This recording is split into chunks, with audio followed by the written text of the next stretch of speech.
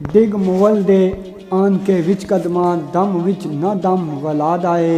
मुगल आख्या खैर ओ खैर बेली दिल डोलिया खास ते आमद आए। दुख वेख तेरा डाडा दुख होया पंछी उड़िया सुख आरामद आए। होया कि तैनू छेती दस अजमत तैनू वास्ता नबी दे नाम दाए।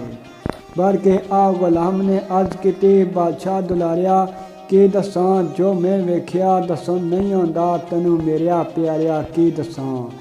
फिर के दिल्ली लाहौर गुजरात डिठा चढ़िया चन और तारिया की दसां। अजमत जिंदगी ने पिछे लै आंदा वेख गया मैं मारिया की दसां।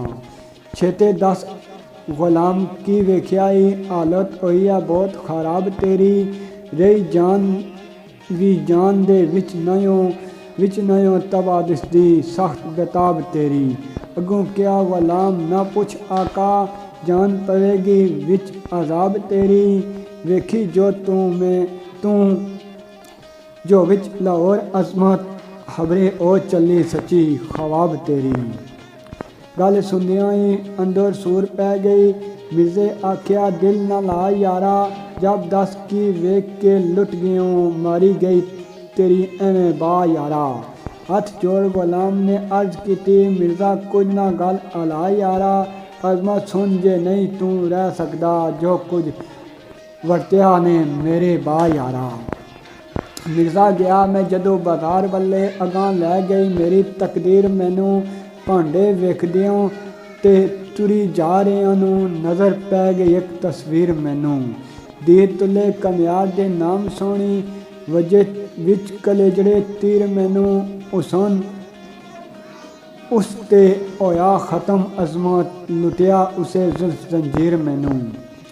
मिर्जा उसे दी सिफ्त सुनन खातर मेरे मुँह दे विच ज़बान ही नहीं। बुल्ख दिल्ली लाहौर की जागी अंदर ओदे हुसन दी किथे बयान ही नहीं। जेड़ा उसदा असल पहचान जांदा रहिंदी अपनी उन्नू पहचान ही नहीं।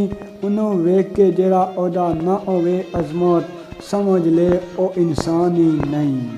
बड़ी दूर तेकोर नज़र जा रही है ओदा हुसन सानी नेड़े दूर कोई नहीं।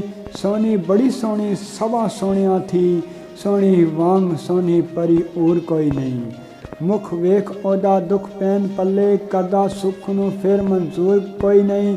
सिरों लैन सुलड़े नैन ओदे अजमत उसदा भावें कसूर कोई नहीं।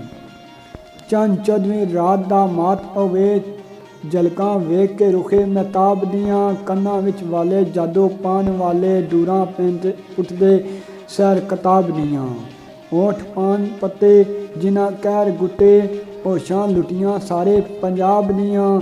एको आन जवान पस्तान अजमत बड़िया कुपियां इश्क शराब दियां।